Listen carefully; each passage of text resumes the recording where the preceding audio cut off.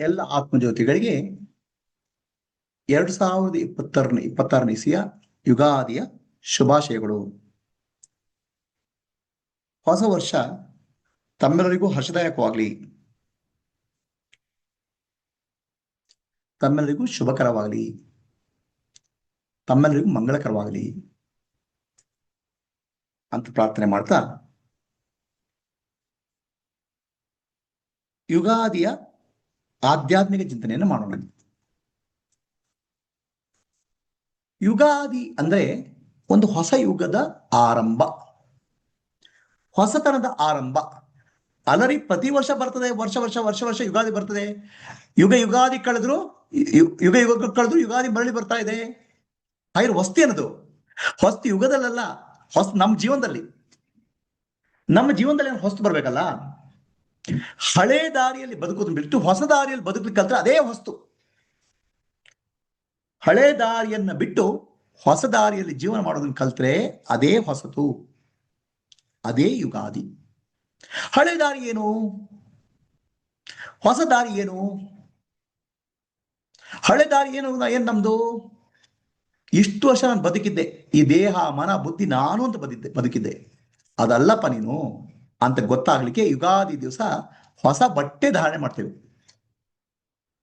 ಅರೆ ಹೊಸ ಬಟ್ಟೆಗೂ ನಮ್ಗೆ ಏನ್ ಸಂಬಂಧ? ಶ್ರೀಕೃಷ್ಣ ಭಗವದ್ಗೀತೆ ಹೇಳ್ತಾರೆ, ವಾಸಾಂಸಿ ಜೀರ್ಣಾನಿ ಯಥಾವ್ಯಹಾಯ. ಆತ್ಮಕ್ಕೆ ಹುಟ್ಟಿಲ್ಲ, ಸಾವಿಲ್ಲ. ಆತ್ಮ ಒಂದು ಶರೀರದಿಂದ ಇನ್ನೊಂದು ಶರೀರಕ್ಕೆ ಹೋಗ್ತದೆ. ಶರೀರದ ಬಟ್ಟೆ ಇದ್ದ ಹಾಗೆ ಆತ್ಮನಿಗೆ. ಬಟ್ಟೆ ತೆಗಿತದೆ, ಬಿಸಾಡ್ತದೆ, ಇನ್ನೊಂದು ಶರೀರ ಇಟ್ಕೊಳ್ತದೆ. ಆತ್ಮನಿಗೆ ಹುಟ್ಟು ಸಾವಿಲ್ಲ. ಅದ್ ನಾವೇನ್ ಮಾಡ್ತೇವೆ, ನಮ್ಗೆ ಹುಟ್ಟಿದೆ ಸಾವಿದೆ ಅನ್ನೋ ಭ್ರಮೆಯಲ್ಲಿ ಜೀವನ ಮಾಡ್ತಾ ಇದ್ವಿ. ಆ ಭ್ರಮೆಯಿಂದ ಹೊರ ಬರಬೇಕು. ಹೇಗೆ? ಆತ್ಮಜ್ಞಾನದ ಮೂಲಕ. ಏನು ಆತ್ಮಜ್ಞಾನ? ನಾನೆಂಬುದು ನಾನಲ್ಲ, ಈ ದೇಹ ಮನಬುದ್ಧಿ ನಾನಲ್ಲ, ಸಚಿದಾನಂದಾತ್ಮ ಶಿವನಾನೇ, ಶಿವೋಹಂ ಶಿವೋಹಂ ಶಿವೋಹಂ. ದೇಹ ನಾನಲ್ಲ, ಮನಸ್ಸು ನಾನಲ್ಲ, ಬುದ್ಧಿ ನಾನು. ಹಾಗೆ ನಾನು ಯಾರು? ಶುದ್ಧ ಚೈತನ್ಯ ಸ್ವರೂಪಿ, ಶಿವಸ್ವರೂಪಿ ನಾನು, ಆತ್ಮ. ಇದನ್ನು ತಿಳ್ಕೊಂಡ್ರೆ ಜ್ಞಾನ. ಈ ಜ್ಞಾನದಲ್ಲಿ ಜೀವನ ಮಾಡೋದನ್ನು ಕಲಿಬೇಕು. ಈ ಜ್ಞಾನದಲ್ಲಿ ಜೀವನ ಮಾಡ್ಬಿಟ್ಟು ನಮ್ಮ ಜೀವನ ಹೇಗಿರ್ತದೆ ಅದನ್ನು ಹೇಳ್ಕೊಳ್ಳೋದು ಯುಗಾದಿ. ಅದೇ ಯುಗಾದಿ ಹಬ್ಬ. ಜೀವನದಲ್ಲಿ ಕಷ್ಟ ಸುಖ ಲಾಭ ನಷ್ಟ ಎಲ್ಲ ಬರ್ತವೆ. ಬಂದಾಗ ಏನಾಗುತ್ತೆ, ನಮ್ಮ ಮನಸ್ಸು ಅಳಮಳ ತಳಮಳ ಆಗುತ್ತದೆ. ಮನಸ್ಸು ಬುದ್ಧಿ ಕೆಲಸ ಮಾಡಲ್ಲ. ನಾವು ಸಮಸ್ಥಿತಿಯಲ್ಲಿ ಜೀವನ ಮಾಡ್ಲಿಕ್ಕೆ ಆಗುತ್ತದಾ? ಆಗುತ್ತೆ. ಯಾರ್ದೋ ಒಬ್ಬರ ಮನೇಲಿ ಏನೋ ಸತ್ತೋದ್ರೆ ನಮ್ಗೇನು ದುಃಖ ಆಗಲ್ಲ, ಇನ್ನೊಬ್ಬರ ಮನೇಲಿ ಸತ್ತೋದ್ರೆ ದುಃಖ ಆಗಲ್ಲ. ನಮ್ಮ ಮನೇಲಿ ಆದ್ರೆ ದುಃಖ ಆಗುತ್ತೆ. ಯಾಕಂದ್ರೆ ಅವ್ರು ನನಗೆ ಸಂಬಂಧಪಟ್ಟರು ಅಂತ. ಅಂದ್ರೆ ನಾನು ಅನ್ನೋದಿದೆಯಲ್ಲ, ಅದು ಮುಖ್ಯ. ಅದು ನಮ್ಮ ದುಃಖಕ್ಕೆ ಕಾರಣ. ಈ ನಾನು ಯಾರನ್ನು ವಿಚಾರ ಮಾಡಿದಾಗ ಆ ನಿಜವಾದ ನಾನು ಸಾಕ್ಷಿ ಅಂತ ಗೊತ್ತಾಗುತ್ತೆ. ಸಾಕ್ಷಿಯಾಗಿ ಜೀವನ ಮಾಡ್ಲಿಕ್ಕೆ ಕಲ್ತ್ರೆ ಅವಾಗೇನಾಗುತ್ತೆ, ಸುಖ ದುಃಖಗಳು ನಮ್ಗೆ ತೊಂದರೆ ಕೊಡಲ್ಲ. ಅದನ್ನ ಮಾಡೋದು ಹೇಗೆ? ಆ ಜೀವನ ಮಾಡೋದು ಹೇಗೆ? ಅದೇ ಜೀವನ. ಅದನ್ನ ಹೇಗೆ ಮಾಡ್ಲಿಕ್ಕೆ ಸಾಧ್ಯ? ಹೇಗೆ ಜೀವನ ಮಾಡ್ಲಿಕ್ಕೆ ಸಾಧ್ಯ? ಮೊದಲು ವಿವೇಕ ವೈರಾಗ್ಯ ಪಡ್ಕೋಬೇಕು. ನಾನು ಯಾರು ಅಂತ ಗೊತ್ತಾಗಬೇಕು. ಅದಕ್ಕೆ ಆತ್ಮಜ್ಞಾನ ಅಂತ ಹೇಳೋದು. ಸರಿಯಾದ ಗುರುವಿನ ಮೂಲಕ ವಿವೇಕ ವೈರಾಗ್ಯ, ಶ್ರವಣ ಮನನ ನಿಧ್ಯಾಸಗಳು ವಿವೇಕ ವೈರಾಗ್ಯ ಪಡ್ಕೋಬೇಕು. ಅದಕ್ಕೆ ಆತ್ಮಜ್ಞಾನ ಅಂತ ಹೇಳೋದು. ಆ ಆತ್ಮಜ್ಞಾನ ಪಡೆದಾಗ ನಾನು ಯಾರು ಅನ್ನೋ ಅರಿವು ಬರ್ತದೆ. ಆತ್ಮನೋ ಮೋಕ್ಷಾರ್ಥಂ ಜಗತ್ತಾಯ ಭಾವನೆ ಜೀವನ ಮಾಡಬೇಕು. ಅಂದ್ರೆ ಶ್ರವಣ ಮನ ನಿಧ್ಯಾಸ ಮಾಡ್ತಾ ಮಾಡ್ತಾ ಸೇವೆ ಭಾವನೆಯಿಂದ, ಲೋಕ ಕಲ್ಯಾಣ ಸೇವೆ ಭಾವನೆಯಿಂದ ಮಾಡ್ತಾ ಜೀವನ ಮಾಡಬೇಕು. ಲೋಕ ಕಲ್ಯಾಣ ಭಾವನೆ ಸೇವೆ ಮಾಡಬೇಕು, ಜೀವನ ಮಾಡಬೇಕು. ಇದನ್ನೇ ಆತ್ಮನು ಮೋಕ್ಷಾರ್ಥಂ ಜಗದ್ದಾಯ ಅಂತ ಹೇಳುದು.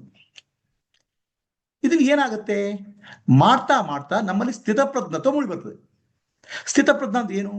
ಭಗವದ್ಗೀತೆ 2ನೇ ಅಧ್ಯಾಯ 57ನೇ ಶ್ಲೋಕದಲ್ಲಿ ಭಗವದ್ಗೀತೆ ಹೇಳ್ತಾರೆ, ಶ್ರೀಕೃಷ್ಣ ಹೇಳ್ತಾರೆ, ದುಃಖೇಶು ಅನುದಿಗ್ಮನಾಹ ಸುಖೇಶು ವಿಗತ ಸ್ಪೃಹ ವೀತರಾಗ ಭಯಕ್ರೋಧ ಸ್ಥಿತದಿ ಮುನಿರುಚ್ಯತೆ. ದುಃಖ ಬಂದಾಗ ಕುಗ್ಗದೆ, ಸುಖ ಬಂದಾಗ ಹಿಗ್ಗದೆ, ರಾಗ ದ್ವೇಷಗಳಿಗೆ ಬಲಿಯಾಗದೆ, ವೀತರಾಗ ಭಯಕ್ರೋಧವನ್ನು ದಾಟಿ ಜೀವನ ಮಾಡೋದನ್ನು ಕಲಿಬೇಕು. ಅದೇ ಸ್ಥಿತಪ್ರಜ್ಞನ ಜೀವನ. ಆ ಜೀವನ ಬರ್ಬೇಕಾದ್ರೆ ನಾವು ಆತ್ಮನ ಮೋಕ್ಷಾರ್ಥಂ ಜಗತ್ತಿನ ದಾರಿಯಲ್ಲಿ ನಡಿಬೇಕು. ಮಾಡ್ತಾ ಮಾಡ್ತಾ ನಮ್ಮ ಮನಸ್ಸು ಏನಾದ್ರೆ ಚಿತ್ತಶುದ್ಧಿ ಆಗ್ತದೆ. ಚಿತ್ತಶುದ್ಧಿಯಲ್ಲಿ ಜ್ಞಾನ ದೃಢವಾಗಿ ನಿಲ್ತದೆ. ಇದನ್ನು ಮಾಡುವುದೇ ಯುಗಾದಿ. ಹಾಗೆ ಮಾಡಿದ್ರೆ ಏನಾಗುತ್ತೆ? ಕಷ್ಟ ಬರುತ್ತೆ, ಸುಖ ಬರುತ್ತೆ, ಲಾಭ ಆಗುತ್ತೆ, ದುಃಖ ಆಗುತ್ತೆ, ದುಃಖ ಬರ್ತದೆ. ಅದು ನನ್ನಲ್ಲಿ ಏನು ಲಗ್ನ ಶಾಂತ ಸ್ವರೂಪ ಇರುತ್ತೆ, ನಾನು ಸಚ್ಚಿದಾನಂದ ಸ್ವರೂಪಿ ಅನ್ನೋ ಅರಿವಿರ್ತದೆ. ನಾನು ಆತ್ಮ ಸಚ್ಚಿದಾನಂದ ಸ್ವರೂಪಿ ಅನ್ನೋ ಅರಿವಿರ್ತದೆ. ನಾನು ಶಿವಸ್ವರೂಪಿ ಅಂತ ಅರಿವಿರ್ತದೆ. ಆ ಶಿವಸ್ವರೂಪಿ ಜ್ಞಾನದಿಂದ ನಾನು ಬದುಕಬೇಕು. ನಾನು ಆನಂದ ಸ್ವರೂಪಿ ಆದಾಗ ಏನು ಬಂದೇನು, ಏನು ಹೋದೇನು? ದುಃಖ ಬಂದಾಗ ಕುಗ್ಗದೆ, ಸುಖ ಬಂದಾಗ ಹಿಗ್ಗದೆ, ರಾಗ ದ್ವೇಷಗಳಿಗೆ ಬಲಿಯಾಗದೆ ಸ್ಥಿತಪ್ರಜ್ಞನಾಗಿ ನಾನು ಜೀವನ ಮಾಡ್ತೇನೆ. ಇದು ಜ್ಞಾನ. ಇದೇ ಭಗವದ್ಗೀತೆ 2ನೇ ಅಧ್ಯಾಯದ 57ನೇ ಸುಖ. ಇದೇ ಯುಗಾದಿ ಹೇಳೋ ಜೀವನದ ಮಾರ್ಗ. ಅದನ್ನು ನಡಿಬೇಕಾದ್ರೆ ಅಧ್ಯಯನ ಮಾಡಬೇಕು ಮತ್ತು ಕರ್ಮಯೋಗ ಮಾಡಬೇಕು. ಅದನ್ನು ನಡಿಬೇಕಾದ್ರೆ ನಾನು ಕ್ರಿಯಾಯೋಗನ ಹೇಳ್ಕೊಟ್ಟಿದ್ದೇನೆ ಶಕ್ತಿ ದರ್ಶನ ಕಾರ್ಯಕ್ರಮದಲ್ಲಿ. ನಮ್ಮ ಪ್ರಾಣಶಕ್ತಿ ಇಡ ಮತ್ತು ಪಿಂಗಳ 2 ನಾಡಿಗಳು ಹೋದಾಗ ಮನಸ್ಸು ಹೊರಗೆ ಹೋಗ್ತದೆ. ಸುಷುಮ್ನಾ ಪ್ರಾಣಾಯಾಮ ಮಾಡ್ತಾ ಮಾಡ್ತಾ ಆ ಪ್ರಾಣ ನಮ್ಮ ಬ್ರಹ್ಮರಂಧ್ರ ಬ್ರಹ್ಮ ಕಪಾಲಕ್ಕೆ ಬರ್ತದೆ. ಮನಸ್ಸು ಶಾಂತವಾಗ್ತದೆ. ಆ ಶಾಂತವಾದ ಮನಸ್ಸು ನಾನು ಮತ್ತು ಬೇರೆ ಅನ್ನೂ ಇಲ್ಲ, ಶುದ್ಧ ಚೈತನ್ಯ ಮಾತ್ರ ಉಳಿತದೆ. ಅದು ನಾನು ಅನ್ನೋ ಅರಿವು ಬರಬೇಕು. ಇದನ್ನು ಪಡ್ಕೊಳ್ಳದೆ ಜ್ಞಾನ. ಇದನ್ನ ಈ ಮಾರ್ಗ ಹಿಡಿತೇನೆ ಅಂತ ದೃಢ ನಿಶ್ಚಯ ಮಾಡೋದೇ ಯುಗಾದಿ. ಈ ದಿವಸ ನಾನು ನನ್ನ ದಾರಿಯನ್ನು ಬದಲಾಯಿಸ್ತಿದ್ದೇನೆ. ಹಿಂದಿನ ಜೀವನದಲ್ಲಿ ನಾನು ಕಷ್ಟಪಟ್ಟೆ, ದುಃಖಪಟ್ಟೆ, ದೇಹ ನಾನು, ಮನಸ್ಸು ನಾನು, ಬುದ್ಧಿ ಮಾಡಟ್ಟೆ. ಈಗ ನಾನು ಆತ್ಮಸ್ವರೂಪಿಯಾಗಿ ಜೀವನ ಮಾಡ್ಲಿಕ್ಕೆ ಕಲಿತೇನೆ. ಇದನ್ನ ನಿಶ್ಚಯ ಮಾಡೋದೇ ಯುಗಾದಿ. ಇದೇ ಹೊಸ ಬಿಗಿನಿಂಗ್, ಹೊಸ ಜೀವನ. ಈ ಯುಗಾದಿಯ ಶುಭ ಸಂದರ್ಭದಲ್ಲಿ ನಾವೆಲ್ಲ ಸಂಕಲ್ಪ ಮಾಡೋಣ. ಹೇ ಸದ್ಗುರು, ಹೇ ಪರಮೇಶ್ವರ, ಹೇ ಸರ್ವೇಶ್ವರ, ನಮಗೆ ಆಶೀರ್ವಾದ ನೀಡು. ನಮ್ಮ ಕುಟುಂಬದವರಿಗೆ ಹರಸು. ನಮ್ಮೆಲ್ಲರಿಗೂ ಜ್ಞಾನ ಭಕ್ತಿ ವೈರಾಗ್ಯವನ್ನು ಕೊಟ್ಟು ಆತ್ಮಜ್ಞಾನದ ಮಾರ್ಗದಲ್ಲಿ ನಡೆಯುವಂತೆ ದಾರಿ ತೋರಿಸು. ಆತ್ಮನು ಮೋಕ್ಷಾರ್ಥಂ ಜಗತ್ತಾಯ. ಇದು ನಮ್ಮ ಜೀವನವಾಗಲಿ. ನಮ್ಮಲ್ಲಿ ಶಾಂತಿ ಮೂಡಿಬರಲಿ. ಯುಗಾದಿ ದಿನ ಜ್ಞಾನದ ಮಾರ್ಗವನ್ನು ಹಿಡಿತೇನೆ, ಕೃಪೆ ಮಾಡು. ಯಾರಿಗೆ ಪ್ರಶ್ನೆ ಇದೆಯಾ?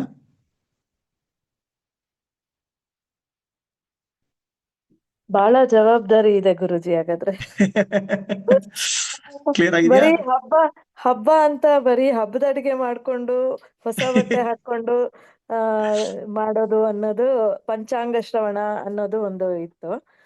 ಸೊ ಇದೇ ಬೇವು ಬೆಲ್ಲದ ಸಂಕೇತ. ಬೇವು ಮತ್ತು ಬೆಲ್ಲ, ಸಿಹಿ ಮತ್ತು ಕಹಿ. ಜೀವನದಲ್ಲಿ ಏನೇ ಬಂದ್ರು ಸ್ಥಿತಪ್ರಜ್ಞನಾಗಿ ಜೀವನ ಮಾಡ್ತೇನೆ, ಅದು ದೃಢ ನಿಶ್ಚಯ ಯುಗಾದಿ. ಇಲ್ದ್ರೆ ಸ್ಥಿತಪ್ರಜ್ಞ ಆಗಿದ್ರೆ ಜೀವನದ ಕಷ್ಟ ಸುಖ ಬಂದ್ರೆ ಹೇಗೆ ಜೀವನ ಮಾಡ್ತಾರೆ? ಮೇಲೆ ಮೇಲೆ ಮೇಲೆ ಹೀಗೆ ಹೋಗ್ತಾರೆ ಜನ. ಜೀವನ ಮುಕ್ತಿಯ ಮಾರ್ಗ ಯುಗಾದಿ. ತುಂಬಾ ಚೆನ್ನಾಗಿದೆ ಗುರುಜಿ. ನಾವು ಬರೀ ಒಂದೇ ದಿನಕ್ಕೆ ಸೀಮಿತ, ಹಬ್ಬದ ದಿನ ಅಂತ ಮಾತ್ರ ಅನ್ಕೊಂಡಿದ್ವಿ. ಸೊ ಇದು ಬಹಳ ಜವಾಬ್ದಾರಿ ಇದೆ ಅಂತ. ಯುಗಾದಿ ಬಿಗಿನಿಂಗ್, ಹೊಸ ರಸ್ತೆ ಅದು, ಹೊಸ ದಾರಿ ಅದು. ಹೌದು ಗುರುಜಿ, ಹೊಸ ದಾರಿನ ನೀವು ಹಾಕಿ ಕೊಟ್ಟಿದ್ದೀರಾ. ಇವಾಗ ನಡೀತಾ ಇದ್ದೀವಿ. ಹರಿ ಓಂ. ಹರಿ ಓಂ ಗುರುಜಿ. ಎಲ್ಲ ಇಷ್ಟು ಸಾಕು ಗುರುಜಿ. ಒಳ್ಳೆದಾಗ್ತದೆ. ಹರಿ ಓಂ. ಯುಗಾದಿ, ಒಳ್ಳೆ ಯುಗಾದಿ ಶುಭಾಶಯ ಬರಲಿ ಎಲ್ರಿಗೂ. Hari Om Guruji. Thank you. Hari Om.